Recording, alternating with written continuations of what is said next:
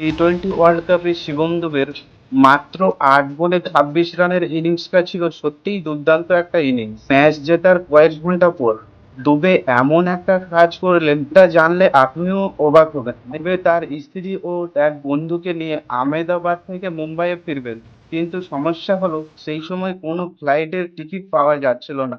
শেষ পর্যন্ত দুবে সিদ্ধান্ত নেন যে তারা ট্রেনে করেই মুম্বাইয়ে যাবে। কিন্তু সমস্যা হলো, যদি কেউ তাকে চিনে ফেলে তাহলে কি হবে?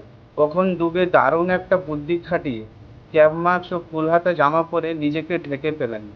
তারপর ট্রেনে উঠে এসি থার্ড কোচের সিটের উপরে উঠে কম্বল মুড়ি দিয়ে শুয়ে পড়েন, যাতে তাকে কেউ না চিনতে পারে। মজার ব্যাপার হলো, একসময় টিকিট চেকার তো তাকে চিনে ফেলেছিলেন, কিন্তু সেই সময় দুবের স্ত্রী বুদ্ধিমত্তার সঙ্গে সেই পরিস্থিতি সামলান।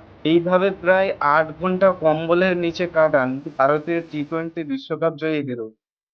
শেষ পর্যন্ত মুম্বাইয়ে পৌঁছানোর পর তিনি পুলিশের সাহায্য নেন এবং পুলিশ তাকে নিরাপদে স্টেশন থেকে বাইরে নিয়ে যান।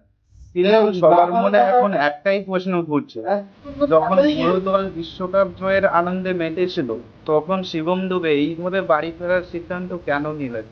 কারণটা হলো, শিবম দুবে বিশ্বকাপ জেতার পরের মুহূর্তটা তার ফ্যামিলির সাথে কাটানোর সিদ্ধান্ত নিয়েছিল। কিন্তু বাড়ি পৌঁছানো মাত্র দুবে তার বিশ্বকাপ জয়ী মেডেলটা তার বাবার গলায় পরিয়ে দেন, যেটা ছিল তার জীবনের একটা সেরা মুহূর্ত।